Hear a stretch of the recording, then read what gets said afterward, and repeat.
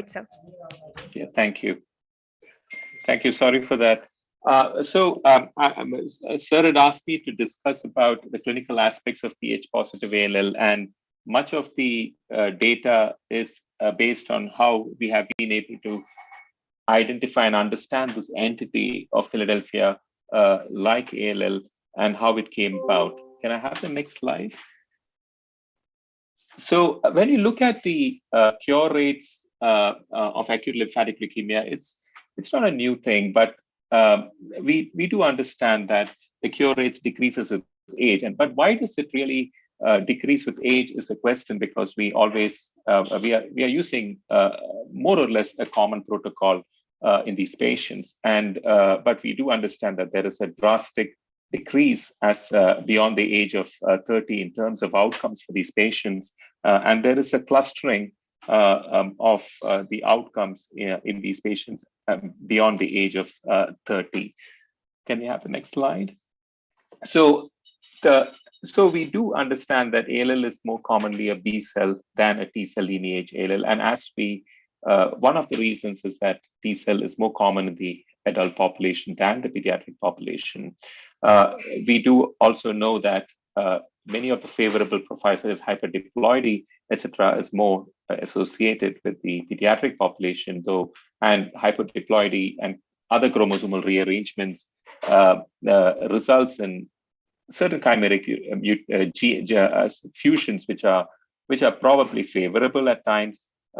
And we also have rearrangements of the mixed cell leukemia, lymphoma, and the CRLF2 in these patients. But as compared to the younger children, the adolescents and adults have inferior outcomes, partly because of the lower frequency of the favorable genetic features, as well as a higher frequency of the TCR-ABL1, which we call as the Philadelphia positive ALL. Next. So as we dive deep into the genetic makeup of ALLs and the aberrations that we identify, we have begun to understand that mainly ALL encompasses a number of distinct entities, which are having, some of them having distinct chromosomal rearrangements, some of them having some structural variations, and many of them having sequence mutations. So these actually tend to perturb lymphoid maturations in several ways. They interfere with cellular proliferation. They have cell growth suppression that happens downstream, and also interferes with the epigenetic regulations, which we know today has got a significant role to in terms of the progression of the disease and also resistance to treatment. So when we look at the genome-wide profiling, we do identify multiple targets of recurring genetic alterations, which has defined new subtypes of ALL today. Next. So we go back again to the adverse profile, which used to be always the Philadelphia positive ALL, which has to a certain extent been circumvented with the advent of liberal use of tyrosine kinase inhibitors, so much so that we have been able to bring about the results in Philadelphia positive ALLs closer to what are the favorable profile ALL. And we now know today that with the use of the third generation tyrosine kinase inhibitors, the outcomes have been phenomenal, as has been demonstrated by the MD Anderson group, especially in the adult ALLs. Then comes the other aspect of ALL, which is what this topic of discussion today, that is the Philadelphia-like ALL. So what is, by definition, what is a Philadelphia-like ALL? And that is, we do not have a BCR-ABL1 fusion protein that is expressed, as we see in a BCR-ABL positive ALL. And we have a gene expression profile that is, however, similar to those with the BCR-ABL positive ALL. And what is many a time identified in this entity is that there is a deletion or mutation of the lymphoid transcription factor gene, which is the Ikaros zinc finger 1, which encodes the Ikaros. And this is one of the hallmarks of both the BCR-ABL1 positive ALL and also the pH positive, pH-like ALL. And as is true with the BCR-ABL positive ALL, the pH-like ALL also carries a poor prognosis to a defined treatment paradigm. Next. I have the next slide. So one of the, in 2009, this was one of the papers that came, which looked into this entity of pH positive ALL from the Dutch Children's Oncology Group, which identified in about 75 or 110 gene probe was set. And there were, on a visual expansion on a heat map or a dendrogram, a group of 30 patients without any known genetic abnormalities were seen to be co-clustered with the BCR-ABL positive CLL in this children oncology group and the study. And the outcome when they were analyzed were very much similar, as you see on the right side. It was very much similar to the outcomes of the BCR-ABL positive ALL. And this confirmation of a BCR-ABL-like ALL subtype was based on a hierarchical clustering of 110 gene probe set, clearly identified a signature pattern which was similarly seen in a patient with a BCR-ABL type of BCR-ABL positive ALL patient. And next, can I have the next slide?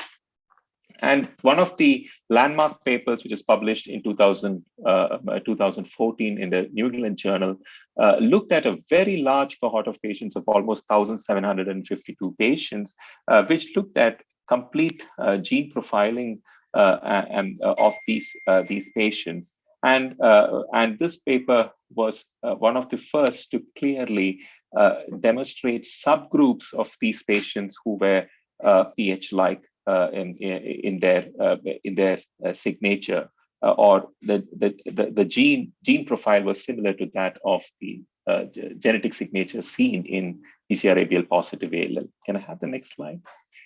So they categorized these gene signatures based on whether they were associated with the Abelson gene, associated with certain fusion with the Abelson class fusions, as they were called, or there were rearrangement of the erythropoietin receptor, which or the JAK2 and the JAK2 mutation, which is unlike the other canonical JAK2 mutation that we see in myeloproliferative neoplasias. And the third entity was what was categorized as cytokine receptor-like factor 2, which was rearranged, which is again a distinct entity. But all these things were actually determined by the unique BCR-ABL-like signature that was seen in all these patients. But you will appreciate that there were different entities within this group. And the fourth entity was, again, which involved the JAK-STAT pathway, and with or without association with the RAS oncogene.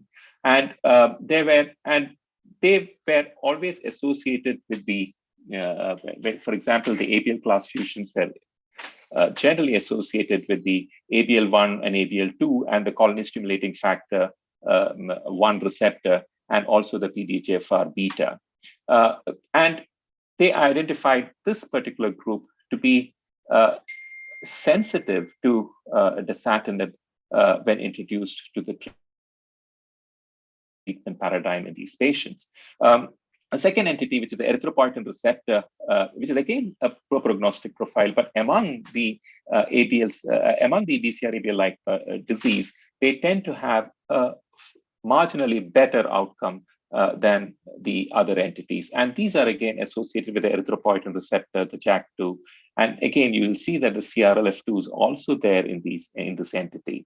So, and the other most common one is the CRLF2 rearranged gene, which is probably has a maximum representation of the IKZF1, which is rearranged in these patients, and the pathway that makes it a very poor entity and poor outcomes when we treat such patients.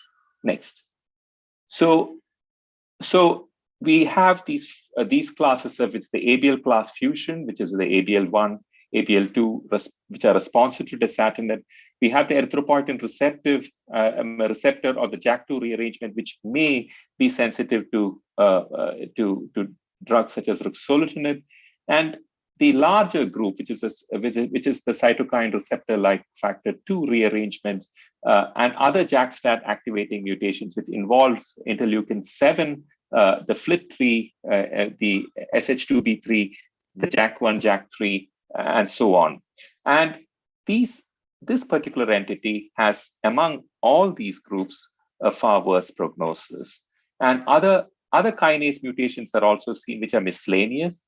And you have alterations in the RAS pathway, as I alluded to, which can be associated with the JAK-STAT pathway or more rarely independent. Next.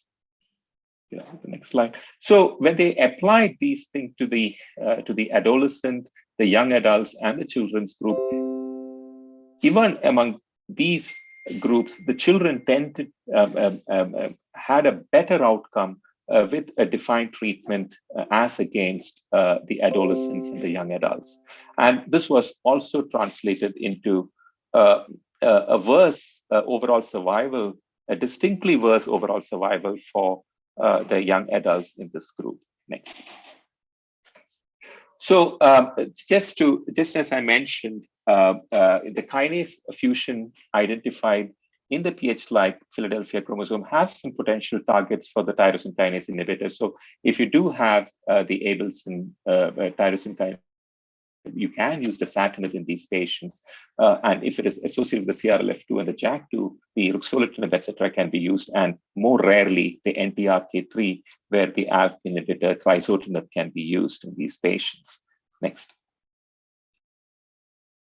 So that comes down to classification of PH-like ALL, where we have this currently what we look at 4 entities when we talk about PH-like ALLs, which is the CRLF2 associated, the Philadelphia chromosome like acute lymphoblastic leukemia, the Abelson class translocations, which includes proto-oncogenes, involves the ABL1, ABL2,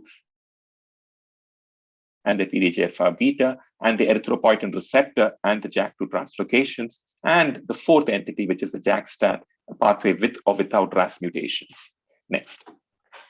So when we are wanting to currently screen a patient with, it's a tall order to identify, and there is really no clinical, parameters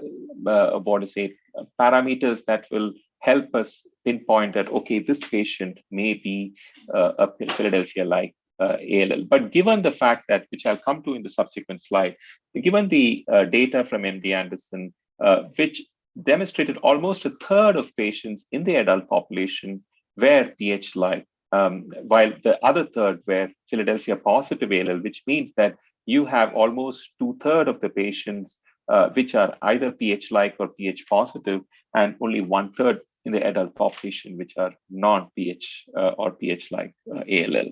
So there is sense in probably looking at this entity, but there has to be an algorithm for looking at it. So when this was one of the more recent publications in Hematologica, which was a relatively easy way to approach such patients when you want to go from the diagnostic perspective, which I'm sure my colleague will discuss in her subsequent talk. So you would like to do a low density microarray, which is the option. And if it is negative for any CRLF2, then you don't do any further evaluation. But if it is positive, then you do a FISH analysis to see whether there is any fusion. And if that is positive, you identify it as like a PH-like ALL with JAK. And also you may go ahead with the JAK2 mutation analysis. But if it is negative, you may consider a targeted mutation analysis, including exome sequencing. But if you, and again, if the CRF2 gene expression is low, then you look at the Abelson 1 and 2 and the PDGFR receptor by, and if that is negative, then again, you consider a targeted mutation. But if it is positive, then again, you identify this as a PH-like ALL. Similarly, if the FISH is negative for Abelson, then there is no further evaluation that is required. But if the CRLF2 expression is high, then you again will do the FISH analysis for any partnering gene for the CRLF2 and again identify it as a PH-like ALL. Next. So, when we looked at the treatment, since I deal only with adult patients, I looked at the MD Anderson data. Nitin Jain and his colleagues had presented data on close to 135 patients, I think. And next, can I have the next slide, please? Can I have the next slide? Yes. So, so it was in this data that they demonstrated that almost a third of the patients were either BCR-ABL positive or BCR pH positive, pH-like ALL in these patients. And when they looked at the outcomes for these patients, there was a distinction within the subgroups too, with the CRLF2 positive patients and the associated fusion partners having a much worse outcome than the ones with either the EPO, the erythropoietin receptor 1, or those with the Abelson rearrangement. So, and they also identified that there was a high proportion of this CRLF2 overexpression in the Hispanic population, and the reason they inferred that there is a poor outcome for these patients is because they are strongly associated with Icaro's mutation in these patients, which as such renders a poor prognosis to these patients. Next, can I have the next slide, please? Yeah, so when they looked at the PH-like lesions ALL, certainly they had a much worse outcome as against the pH positive, the pH negative ALL. And when they looked at the subgroups, those patients in terms of the CRLF2-1 had the worst prognosis as against the non-CRLF2 BCR-ABL-like disease. And the others were clustered along with the pH positive ALL-like patients. The most important thing also that they identified is that it was difficult to get a measurable residual disease negative status in these patients. And even if they did achieve a measurable residual disease negative status, their outcomes and their chances of relapses were still much higher as against those comparable population who were actually MRD negative in the non-pH positive ALLs. So per se, MRD positivity and negativity did not have a significant role to play in these patients, and very few patients in this group actually underwent a stem cell transplant. And also, we should say that many of these patients, we would consider the hyper-CVAD as an intermediate strength kind of a regimen, and most of them did get either the hyper-CVAD or the augmented BFM90 protocol. Next. So, in conclusion, I would say that the patients with the pH-like gene expression pattern are at a high risk for relapse, and theoretically could be offered treatment considering specific genetics of their disease, which means that we might want to, if you identify an Abelson like that, you may want to use drugs such as dasatinib or perhaps even ponatinib, though there's no data over here. And it is maybe reasonable to consider these days to screen for pH-like pattern because you may potentially find a target which can be implemented. And there has been no data with the use of the BiTEs, the bispecific T-cell engagers in this entity, and the studies are ongoing to see whether that will impact the outcomes in these patients for better outcome, which as of now is still probably even worse than the BCR-ABL positive, pH positive ALL. And so if the BCR-ABL activating aberration is identified, adding a TKI to the therapy is reasonable. And patients with identified kinase activating aberrations should be defined as high risk in these patients.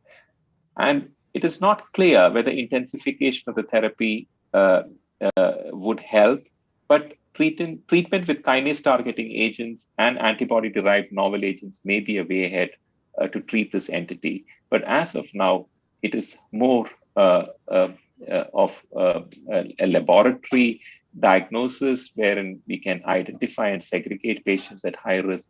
There is nothing specific in terms of the treatment other than what we can offer for conventional ALL. And it looks like that the achievement of measurable residual disease negative, which is an important target in treating ALL, may not be that important in these patients, because even if you're MRD negative, they tend to relapse. So with that, I will just conclude my talk. I'm happy to take any questions. Thank you, Hari. Wonderful presentation. I have a question for you. Would you say that all the patients of PH like ALL must rather undergo an upfront allo transplant, irrespective of what the response with respect to MRD is? Actually, that data, sir, is also evolving, and but if there is a match and if there is a feasibility to do it, most of the centers dealing with these entities are going ahead with that. But that doesn't mean that it is going to overcome the negative prognostic aspect of the PH-like entity that is present.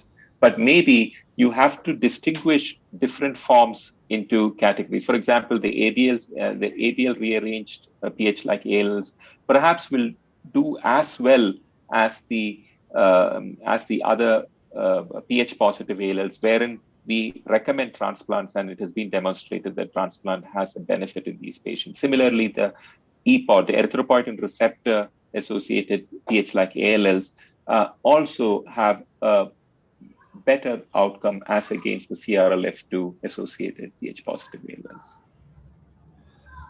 Thank you.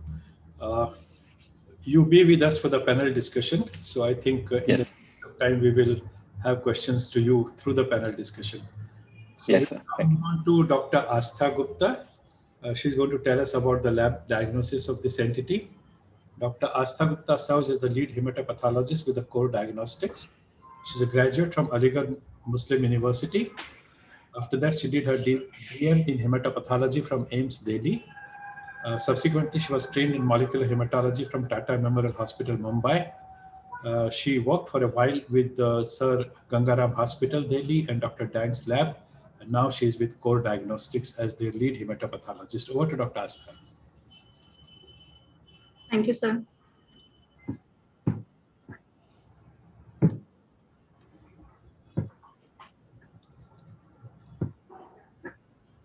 So good evening to all the esteemed delegates over here. And at the outset, I'd like to thank Dr. M.B. Agarwal, sir, and Mumbai Hematology Group for giving this opportunity.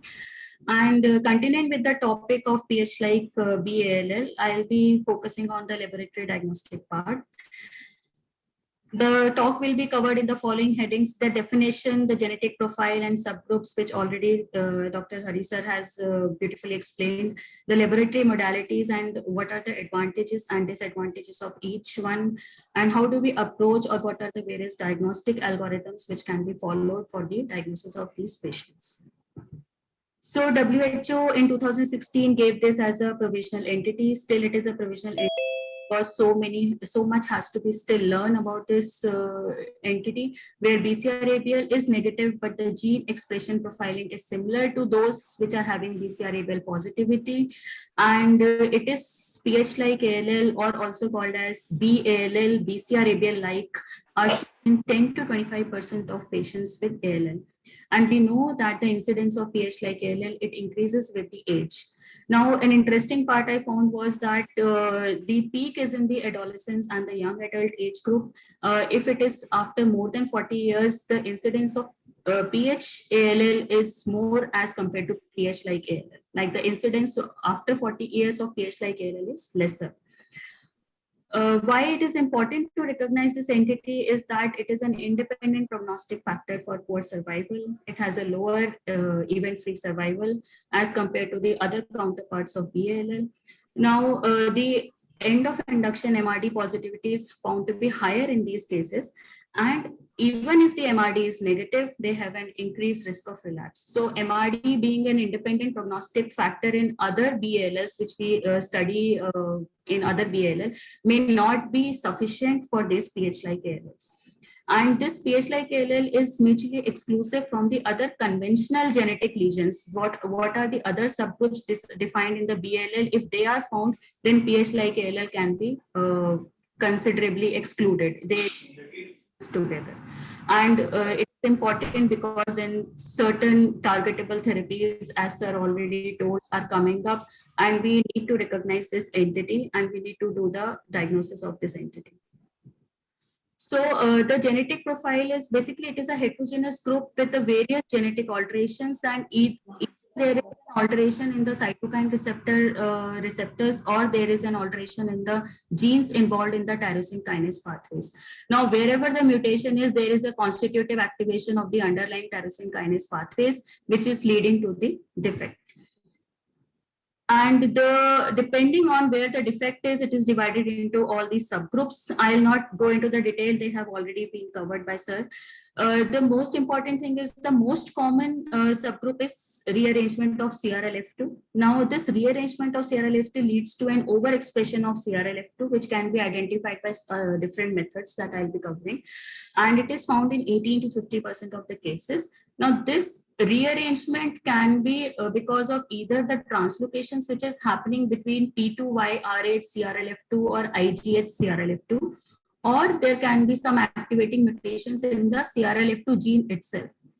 The other subgroups that have been found are either in the ABL class or JAK-STAT pathway, the JAK1, JAK2 mutations, or EPOR truncations, and all these subgroups. So we need to have a algorithm where we can diagnose, where we can identify these mutations to reach a diagnosis of PH-like ALL.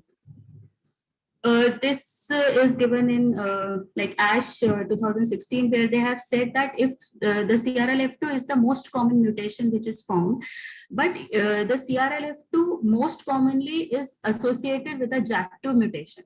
And it is important to identify these CRLF2 mutations along with the JAK2 mutation. And it is again different from that prototype JAK2 V617. It is not that. It is JAK2R683G. And when CRLF2 is associated with JAK2 mutation, it leads to a poorer prognosis.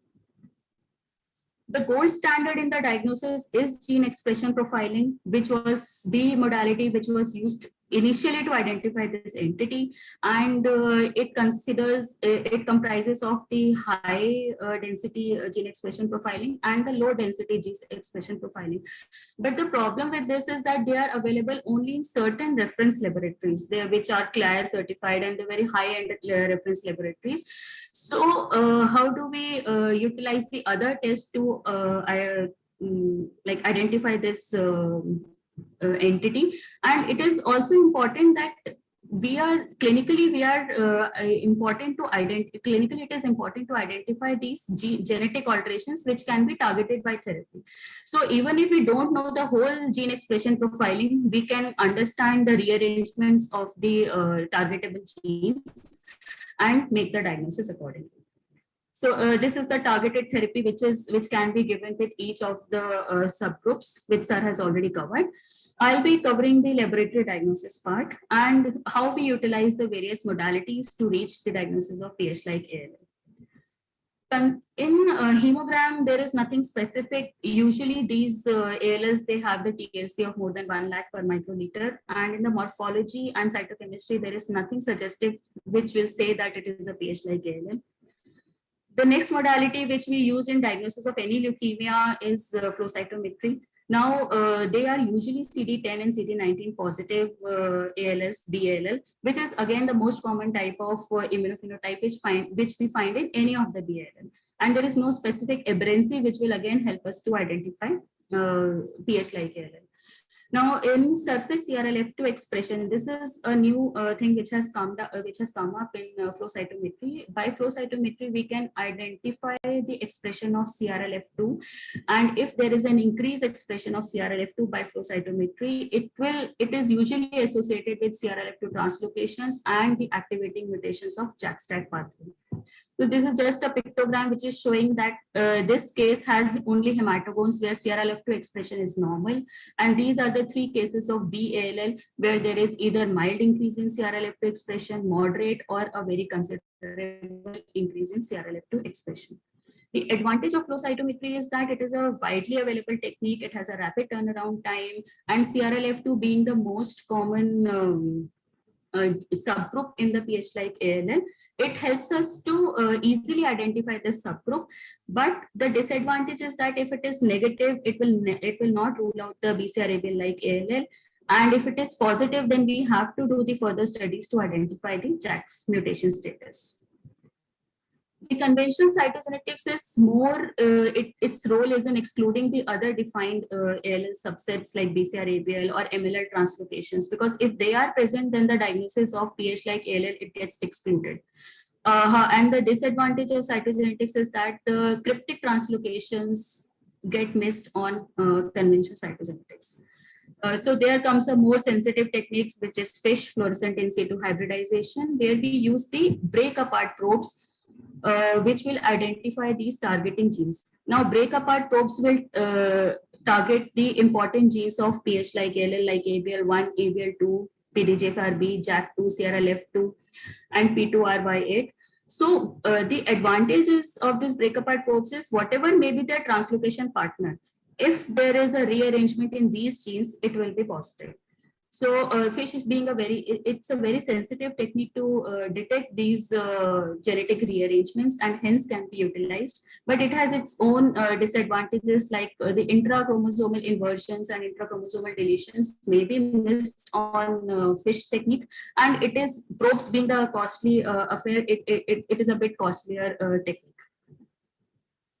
RT-PCR, it is a good technique, but if the translocation partners are different, if we know the translocation partners, and then it is good. But if there are different translocation partners, then PCR will be falsely negative, and it will give us a false sense that the mutations are absent. And the primers being costly thing, it is cost effective only if we have in-house primers developed for RT-PCR.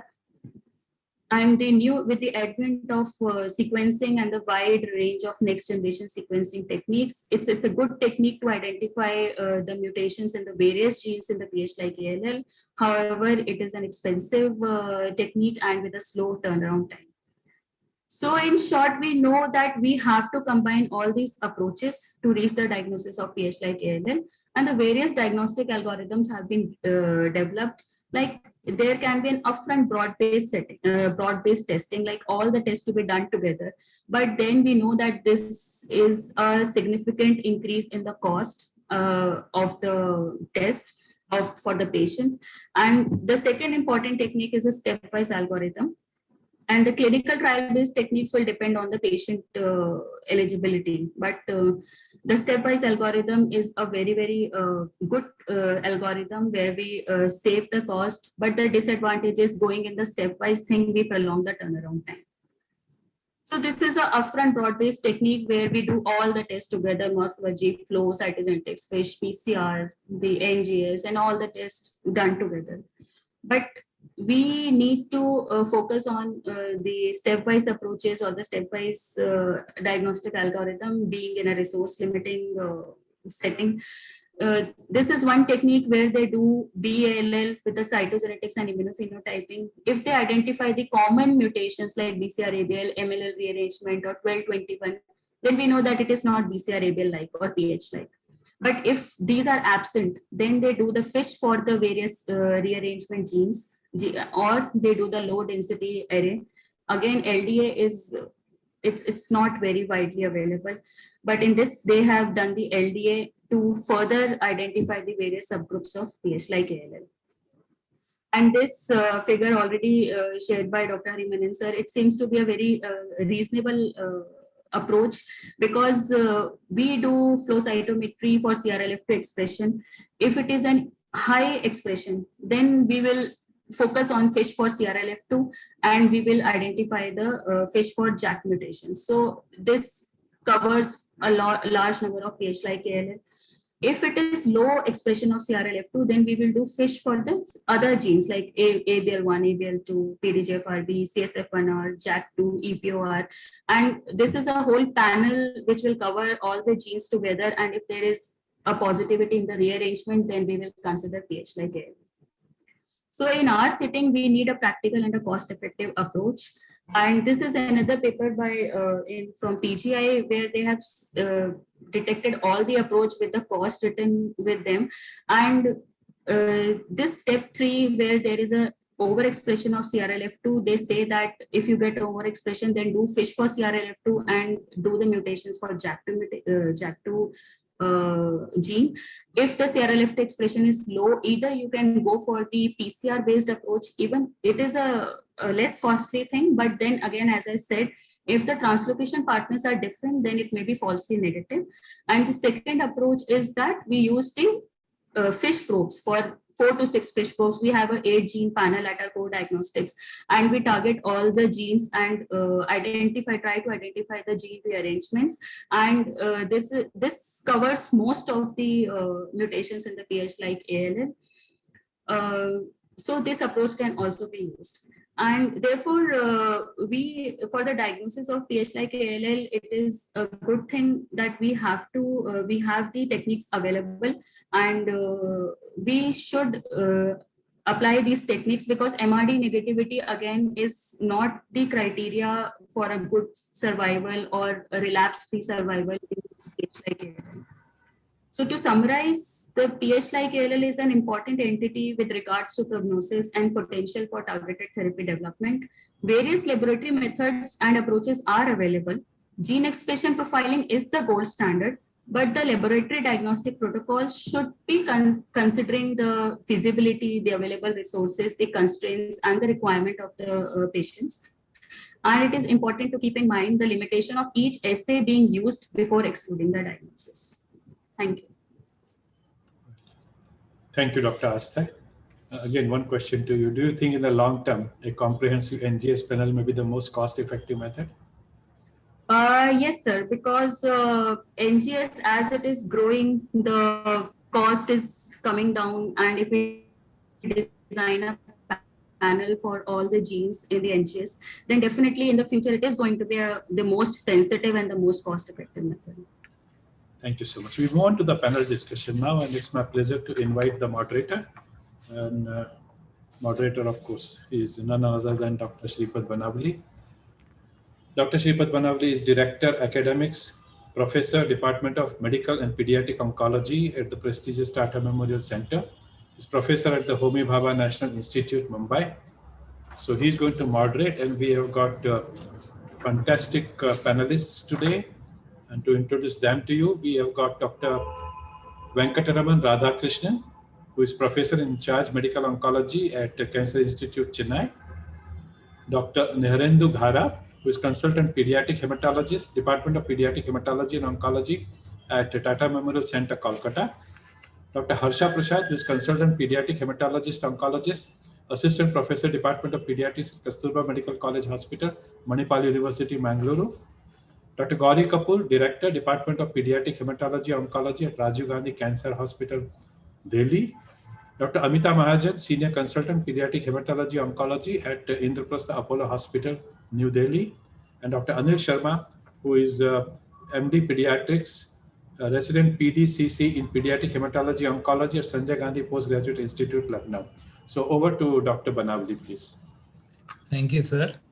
And thank you for, again, like Dr. Gauri told, such panels help us to read on a subject which is not usually discussed at length in our clinics. So can I share my slides, please? Yes, sir. Yeah. So here is a panel which Dr. Agarwal has just introduced. And, so childhood ALL, as we all know, is a great success story. And this, I'm giving the outcomes of one center, that's the St. Jude's Children's Hospital, where you can see over the years how the outcome of childhood ALL has improved from nearly 0% to more than 90% in the last few years. But very importantly, if you see here, the total 15 and the total 16 outcome it has now remained stable. And that's very important because, now we have got saturated with the chemotherapy. So whatever we could do with a chemotherapy, we have achieved already. And I don't think we can improve the outcome of our patients by changing the chemotherapy part of it. And that's why now we have to look more and more for targeted therapies and immunotherapies if we have to improve the outcome. And that's why, we are looking at smaller and smaller subsets of patients with childhood ALL and how we can improve the outcome. And one such thing is the PH-like ALL, which already the first two lectures have described in detail what it is. But just to, in short, it was discovered in 2009 from Mulligan and colleagues from St. Jude's and COG, and simultaneously from Netherlands. And this patient, like was told, has a gene expression profile which is highly similar to that of PH-ALL.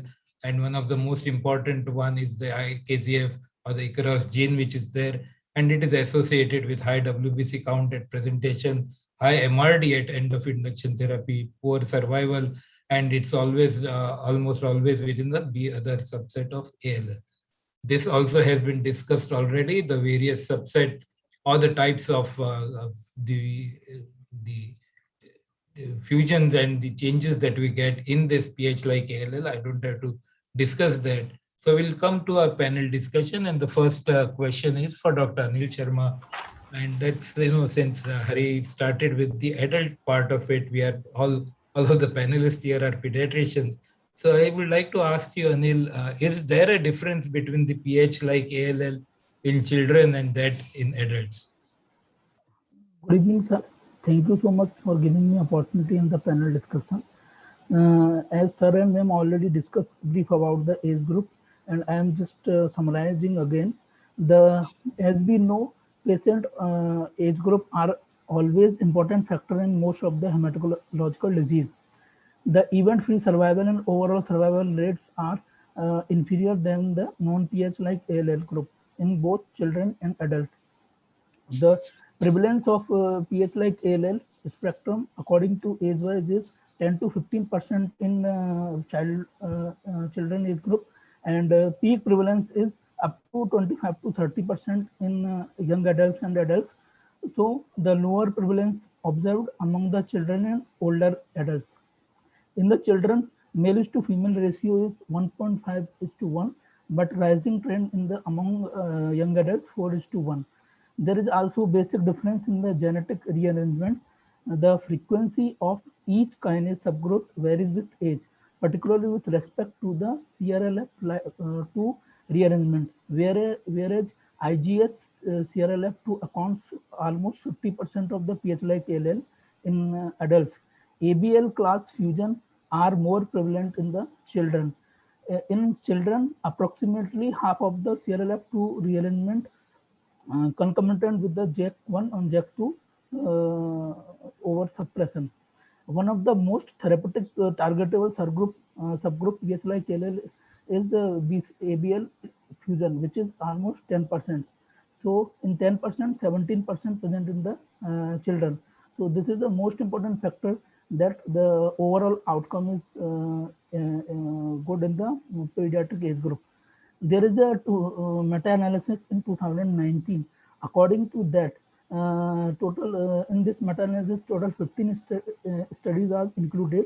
The overall pool survival rate is 57 to 71% in few studies in the pediatric age group. But in the adult age group, the outcome is only 17 to maximum is 39%.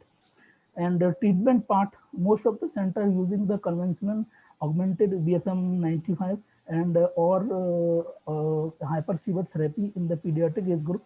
But we know that there is some advanced age comorbidities. We are not able to give the intensive chemotherapy in the adult. So there is a basic difference in the children and adults. Great. Thank you, Anil, for covering all the things. So basically, like was discussed in the previous lectures also, so 10% of children with standard risk B lineage ALL are PH-like, 15% of the high risk B lineage ALL children are PH-like, and it increases to 21% in adults and 27% in young adults, and less than 10% in adults, like was discussed in the previous talk. So definitely there is a substantial number of patients who are PH-like, but very importantly, if you see all the data which is published, all of it is from the West. That means the US and the European countries, and there's hardly or nearly no data coming out from Asian countries. So I think we need to have our own data. And as was shown in the US data, basically the Hispanics have a different thing than the others. So there may be changes as per the race also. So we'll have to do that and see what is the situation in the country. This is also discussed by Dr. Sharma. So there are changes in the different type of the lesions that you get in these patients. So that is there, and this is very important. So though we know that adults do much poorer than children, and that's one thing is like Dr. Sharma told. Basically, the type of translocation and the mutations are different in adults, but also very importantly, adults cannot. Most of these children with PH like ALL need aggressive treatment, and the adults cannot tolerate the aggressive treatment, and that is why actually the children do better than the adults. At least one of the reason is that, which was also covered. So coming to the next question, Dr. Gara, when do you screen for PH like ALLs in your patients with BLL? Though we heard the talks, the theory we heard, but now on practical aspect, when do you screen your patient for PH like ALL at your center, and how do you diagnose a case of PH like ALL at your center at the Tata Memorial Medical Center? Dr. Khara? Thank you, sir. Thank you, sir. Can you hear me? Yes, sir. Yes. So I'll try to share my slide because I think I'll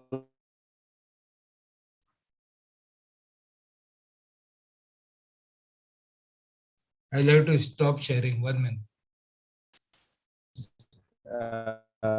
Having problem trying to share.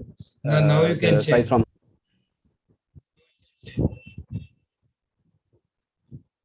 Can you see, sir? Yes, sir. Yeah. So the way we have done it here is technically something that we have followed almost from 2020. Before that, we were using it more as an ad hoc basis, but it was more based on the blood advances paper that we would look at the CRLF2 expression first. And if the CRLF2 expression is high, then we look for the CRLF2 mutations. And if that is not there, then we go for the ABL and JAK2 mutations. So what we do at our end is that we initially try to identify the group that we call B others. So initially there would be a DNA ploidy analysis where we try to look out for aneuploidy, and we take out the high hyperdiploidy group, and then we use the 4-probe FISH, taking out the MLL, BCR-ABL, TCF3, PBX1,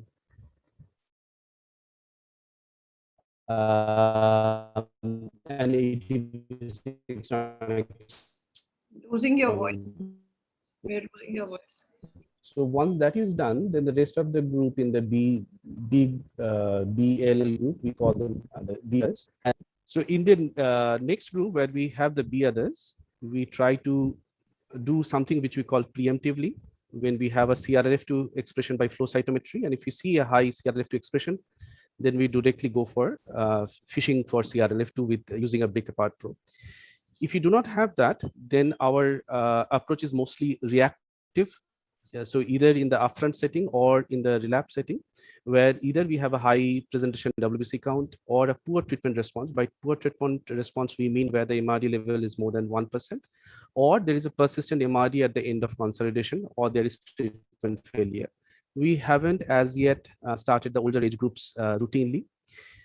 In that particular group, in this particular subset, we would go for the karyotype and the triple FISH, And it also, karyotype also, Mayur, our cytogeneticist, would sometimes say that I suspect that there is a, and the other, then we would go for the extended fish studies. The way we have done this is like Dr. Aastha Gupta has shown, that either we see a CRLF2 high expression. If we see a high CRLF2 expression, then we look for the CRLF2 IgH or the CRLF2 PT RY8 expression. And the other class is the ABL class fusion. So generally, sir, our approach has been mostly for the ones who are behaving badly, not for every patient. That's from my end, sir. Oh, great. Thank you. Can you stop sharing your screen?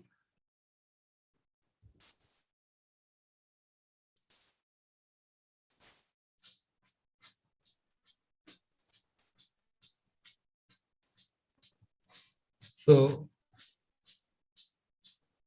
yeah, so that really is what practical thing and what most of us are doing, but maybe we'll have to change that in the future. We'll discuss about it later. So the same thing here, what we do at TMH also is that's nearly the same thing we do. So basically the B others is what we look at, and we have a panel which basically the common translocations are evaluated, and those basically B others is what we then take them forward and do the testing for the pH like ALL. And we have actually the RNA sequencing we do in nearly all. It's basically here, it's the research level.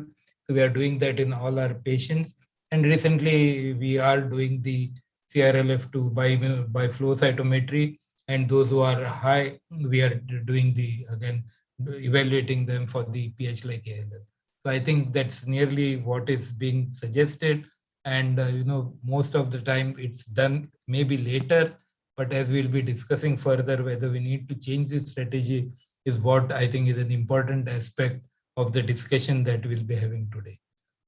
So with that, actually we are doing, so I don't know, out of these, say, the 6 panelists that we have, how many of us are doing that. So this is a question for all. So what percentage of your ALL is pH like ALL at your center? So basically you can start with Gauri. You can take that, or Nirendra. Maybe we started that. So at TMC Calcutta, what percentage of your patients are pH like?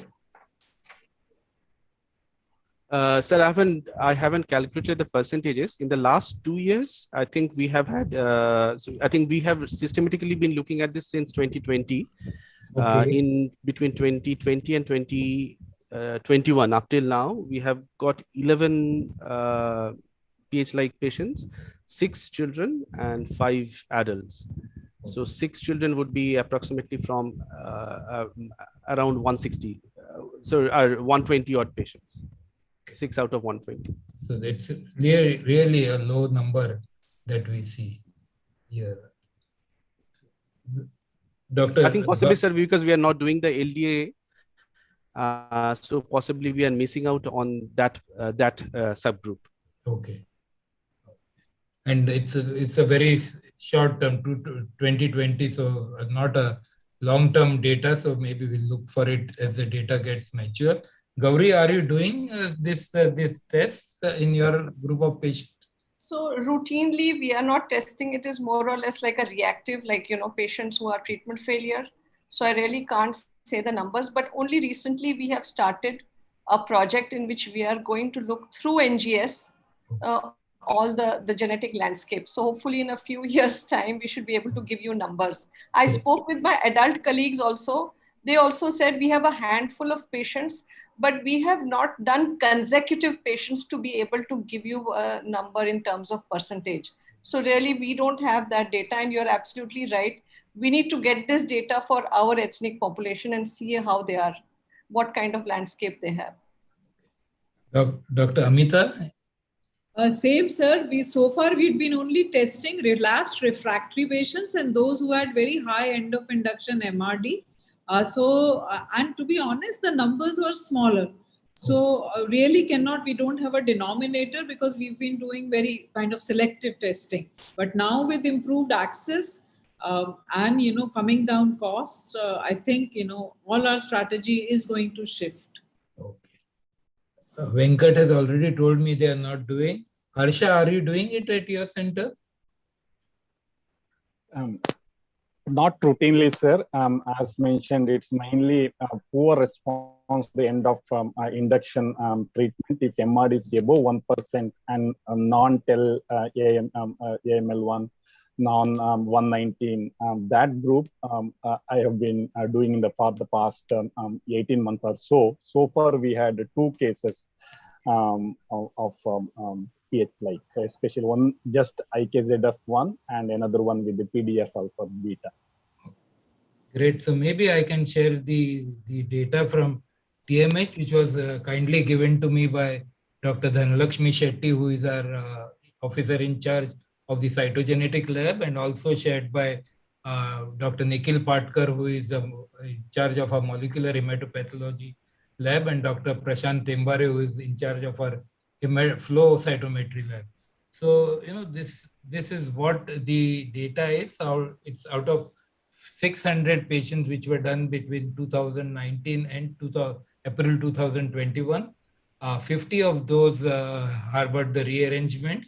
So it comes to around 8.3%. And these are children as well as adults. I did not have time to really go into details of each this thing, but most of them were children and young adults, not the very older patients, but young adults. And this pH-like fusions were 8%, and the negative for this thing is 92%. So 8.3% of them, and this gives you the pH-like anomalies which are there. The commonest one was the CRLF2 rearrangements there, the ETV69, PDGFRB beta 9. So basically this year it gives a bar diagram. So commonest was the CRLF2 in 2.5%, ETV6 and PDGFR beta in 1.5%, and the others here as shown. So definitely this number is less than what has been reported in the West. Like we know around, if you consider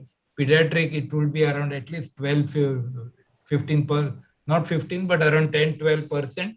And in adults, it goes up to 20, 27%. So definitely our numbers are less, and we need to look into this in a real fashion, because we have increased number of PH ALLs, but maybe PH1 like ALLs are low, but we need, like has been told, this data has to mature, and we have to make sure that we don't miss any patient. And this is the one again given by Dr. Dhanlakshmi, the fish interface cells showing the CRLF2 rearrangement, ABL1 rearrangement, and the PDGA for beta rearrangement done by fish. And this is the fusion partners that we had for our ABL class of the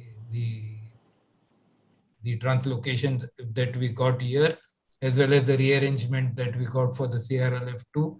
So 5 of those were the adult patients, and 10 were pediatric patients in this group of 15 that we have.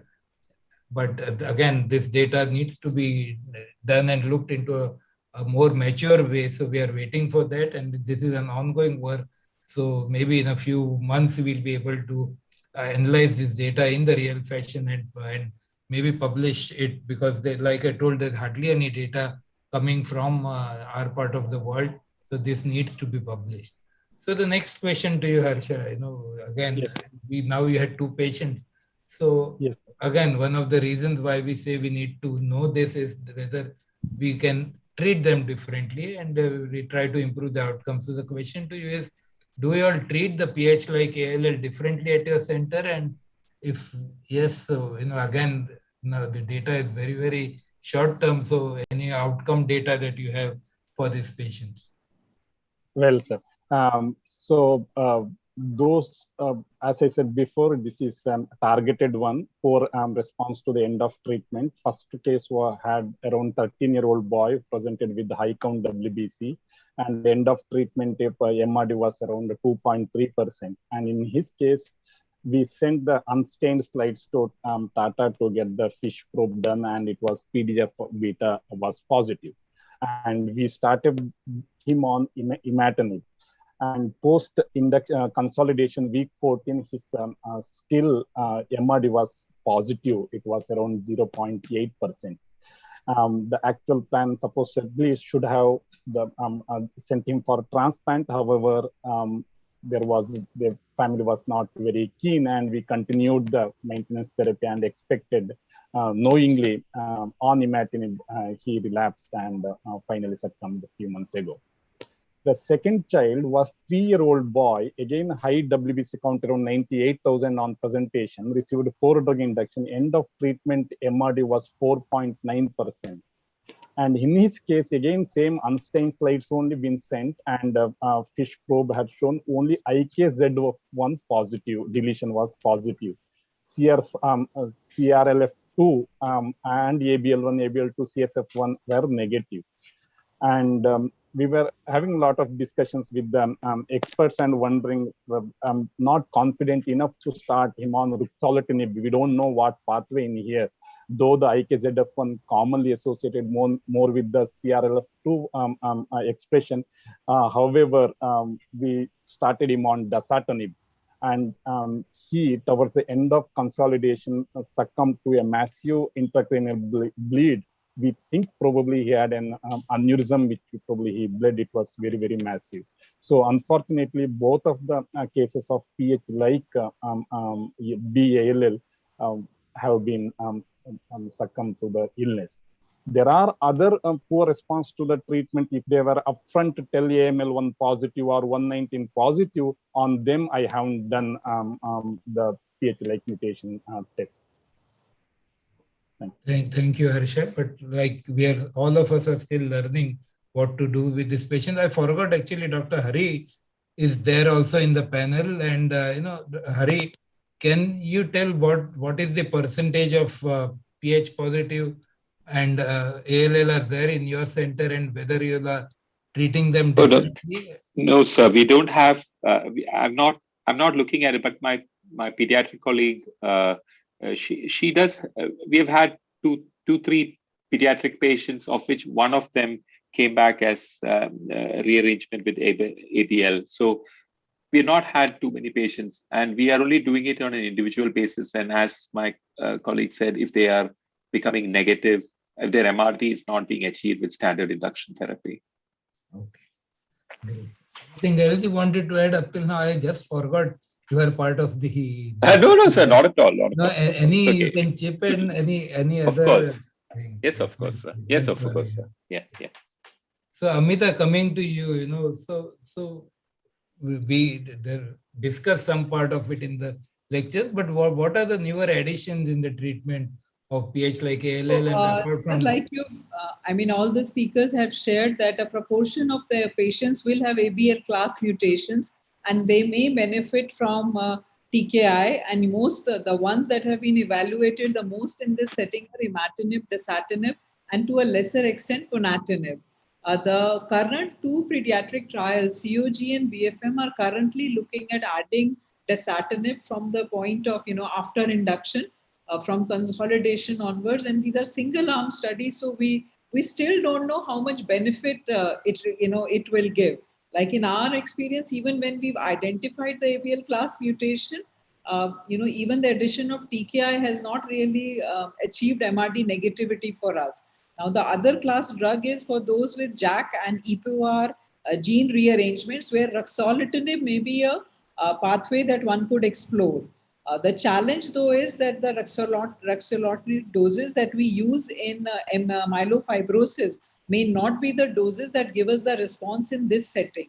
And whether very high doses of 50 mg BD will be tolerated with intensive chemotherapy, but ruxolitinib is again being evaluated in a single arm study within the subgroup by the COG group. So we will wait and see. Other groups have even looked at adding things like bortezomib, because when we have refractory disease, sometimes that has helped us in getting them into MRD negativity and take them to transplant. But then otherwise it will be immunotherapy strategies like blinatumomab for those in whom we don't achieve negativity, and CAR-T. But I think we must remember that the pediatric trial to date that has shown the best outcomes for PH like ALL is actually the total 15 St. Jude study.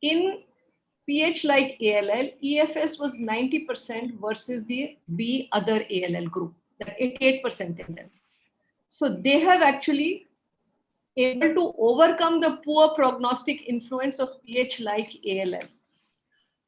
And in India, in our setup, where targeted therapy, other than the imatinib, the others currently are not in the range for our average patient to have access to that kind of expensive treatment.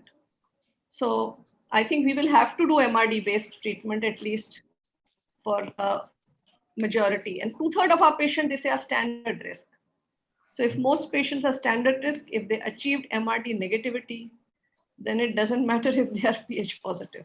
Yeah, so this brings to the important concept, and this is the most important part, I think, of our discussion here, is that when we talk about St. Jude and MRD, St. Jude, and this is a very, very important aspect of treatment at St. Jude. What they have done is basically the MRD that they say is not at the end of induction, but it is done on day 15. So, very, very, and this is where discussion with Dr. Poi basically, that the main change that has happened in this thing is in PH like ALL, you cannot wait till the end of induction and then change your treatment as per the MRD, but it is the day 15 MRD which is important, and they make the changes at day, not only for PH like, but for all. So day 15 MRD is the one which is important. So less than 1%, it's this thing. And if it's more than 1%, they do differently. So they more intensify the treatment upfront there. And very importantly, you will see here. So this is the data from St. Jude. This is a manuscript in publication. This is still not published, but Dr. Pui presented this data. So if you see here, very importantly, BCR ABL like ALL, if you see on day 8, they do the MRD on the peripheral blood. But if you see it on day 8, actually, none of their patients had less than 0.01.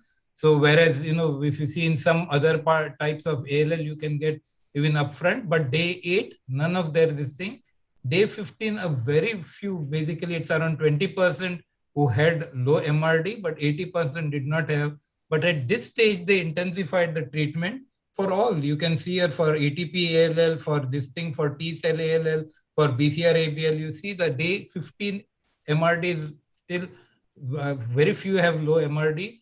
But after they intensify the treatment here, if you can see here, nearly 70% of the patients become MRD negative at the end of induction. So basically, it's very important that they feel that you have to intensify the treatment on day 15 and not wait till the end of induction. And that's why what they found was in the previous this thing, if the end of induction MRD, even though it was negative, it did not, it had a bearing definitely, but the day 15 MRD and then intensifying and then the MRD negative at the end of induction was more important. And this is the data of the, which is again, the in publication paper, the latest St. Jude 15, 16 data. And you can see here PH like ALL, it's around 73% or 76% event-free survival is what they have. And this, if you see, the BCR ABL is doing poorly than this in event-free survival-wise, but that definitely improved later. But this is the event-free survival of the latest St. Jude 16 this thing. So, but very importantly, they say that day 15 you have to intensify if you want to improve. And that is why again the same question comes, whether we can wait till for the all this test. So we need to have this information upfront or as soon as possible by day 15 if we want to make a change in the PH like ALL. And that is why how we can do this. That's why NGS may not be the answer. Doing CRLF2 by flow cytometry, then doing this fish-based molecular cytogenetics may be the answer, because most of the time we'll get that data by day 8, day 10, and that will help us better maybe in the future. So coming to the question, which I thought Dr. Hari will cover, but Nirendra, are you doing stem cell transplant for patients with PH like ALL? Again, this is a hypothetical question, but do you have any data of transplants in this group of patients? Not in our own patient. One patient is possibly going to go for transplant shortly. but I do not have enough data to say what the outcome is for our center. We have not systematically looked at it. Okay. So can I share, or you want to share the slides? Yes, please. Yes, please. Okay.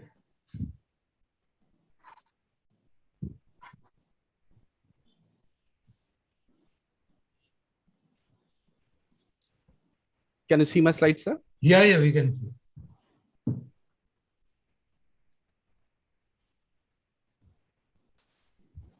I initially thought it would be an easy part because it's a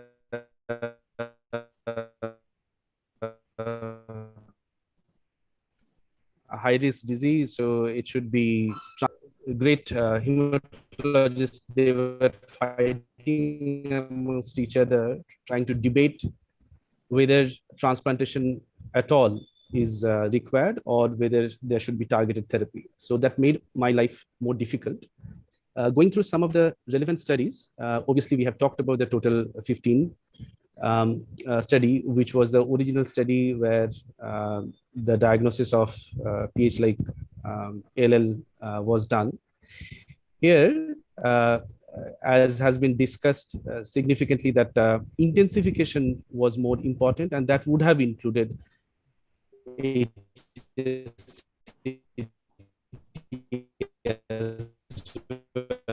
think your voice is breaking. And in that case, one thing that came out was really better. My internet is becoming very unstable.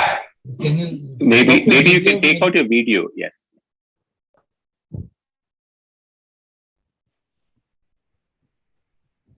So it was seen that approximately the PH-like ALLs required HSCT 3 times over and above what was not required by the non-PH ALL.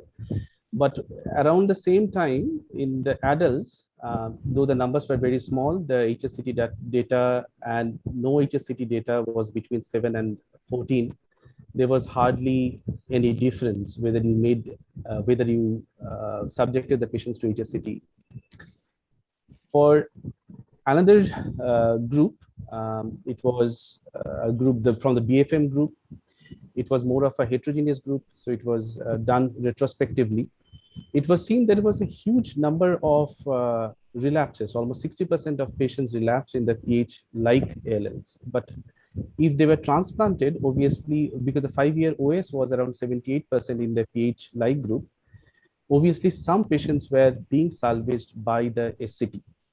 So which does give some indication that in this particular group, that SCT may be salvaging some of the patients, which the upfront chemotherapy could not do. Some of the relatively recent studies published in 2020, pediatrics, 46 patients, 25 patients went for transplant, 21 patients did not. It was found that possibly HSCT gives an advantage in terms of the preventing the relapses, but the advantage got from the relapse, from preventing the relapses was almost eaten up by the treatment-related mortality. So in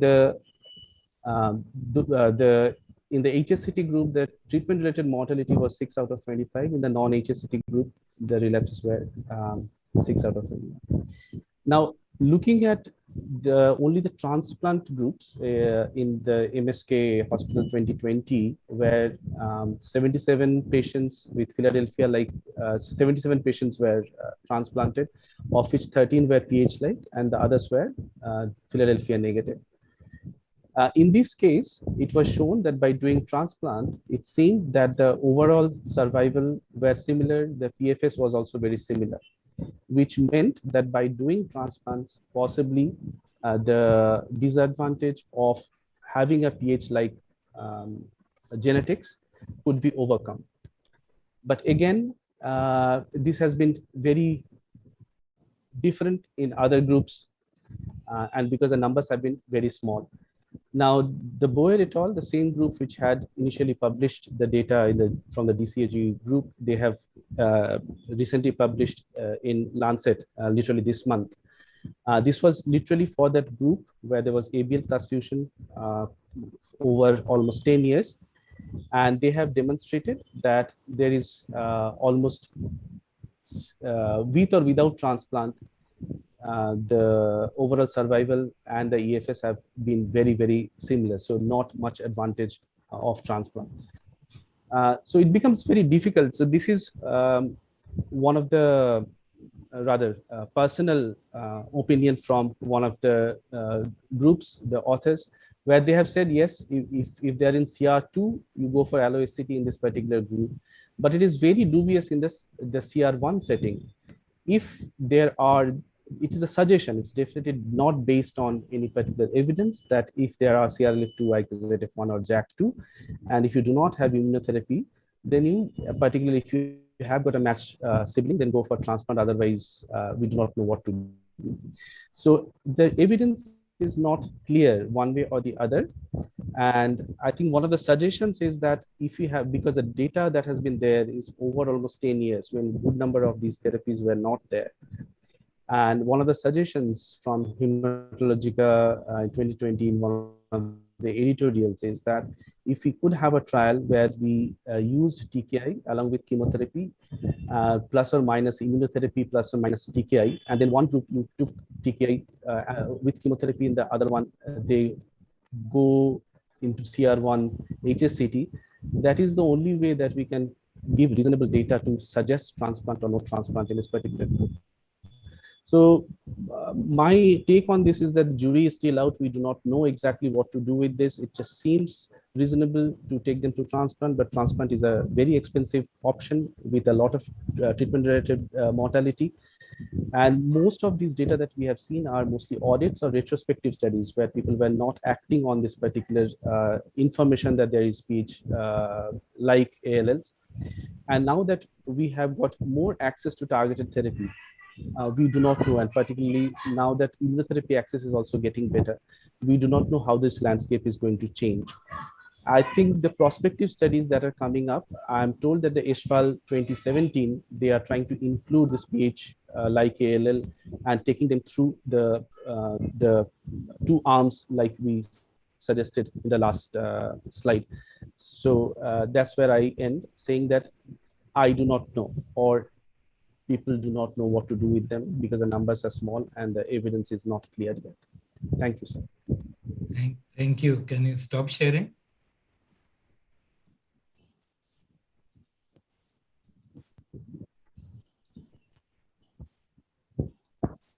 Yeah, so basically, like you told, the jury is still out and we really don't know, because what happens is many times we transplant patients who are in MRD negative state.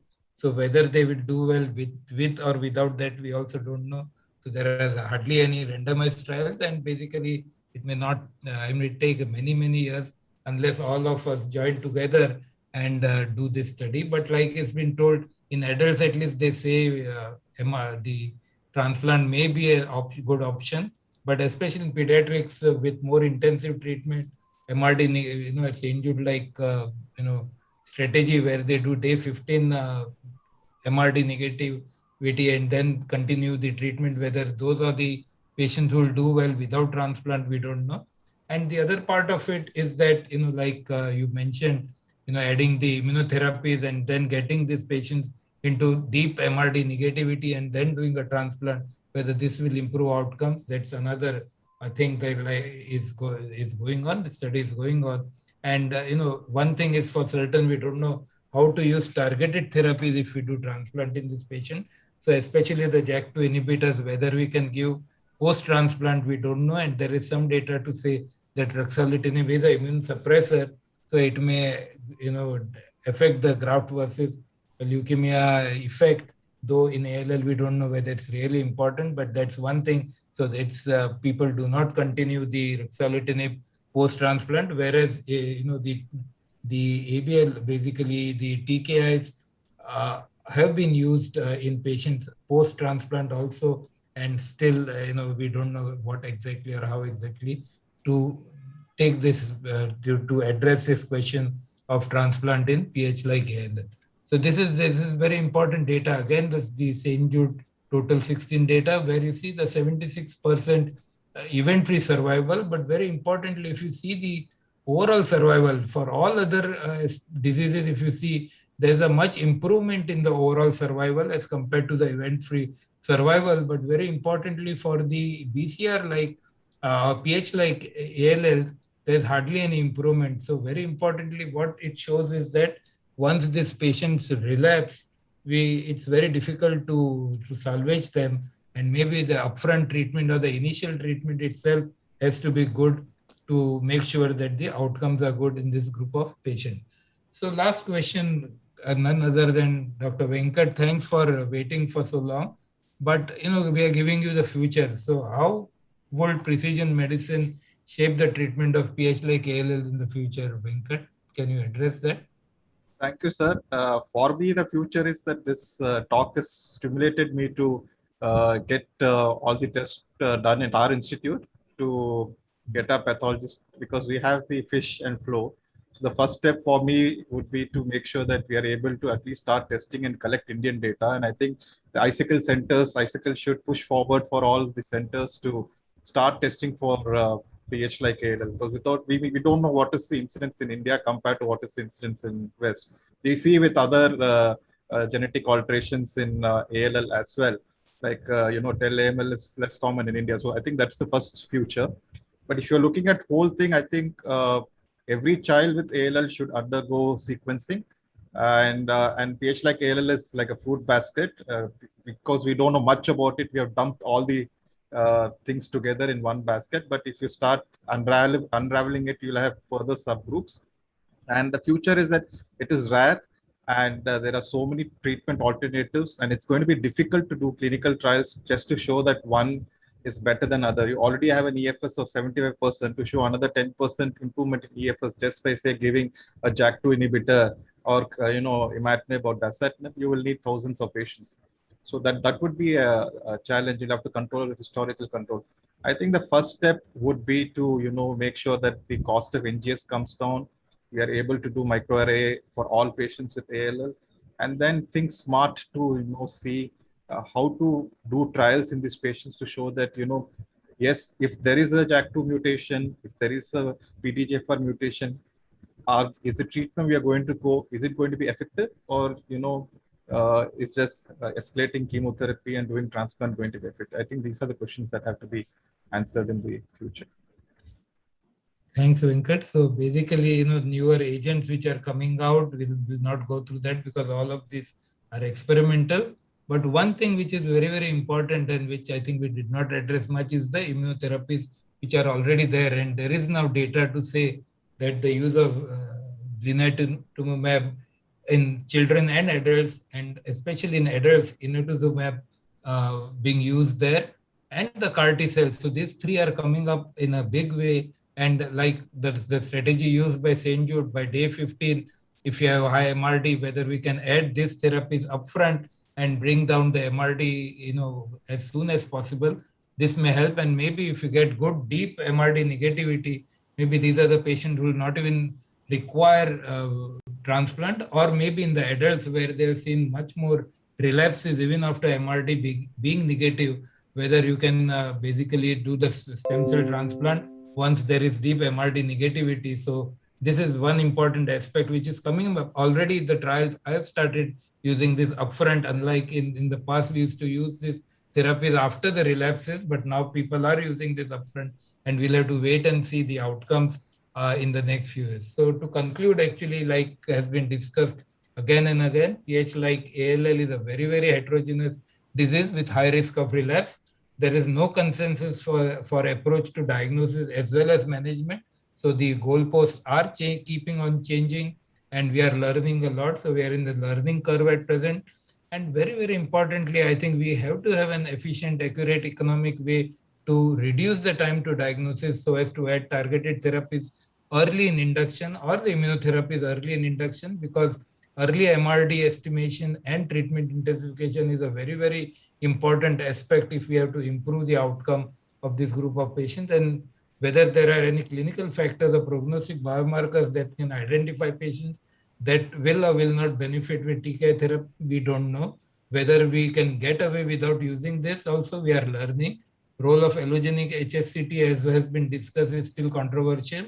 Combinations of intensive chemotherapies, targeted therapies, and immunotherapies with plus or minus stem cell transplant, I think is the way to go. And a lot of these patients are developing resistance. So understanding the mechanism of acquired resistance and identifying novel therapies, I think is what we'll be looking in the future. So thank you, and thank you, Dr. Agarwal, for giving us this opportunity, and thank you to all my esteemed panel members for being part of it and bearing with this. So over to you, sir.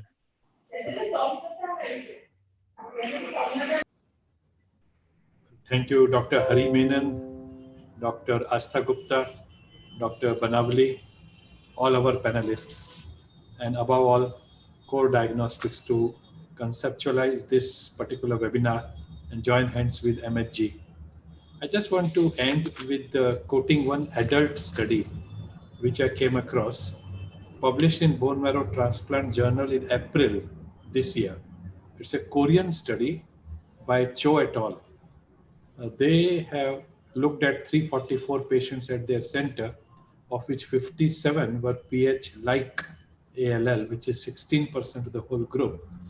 And they've looked at the bone marrow transplant data in them, and about 80% of these were transplanted.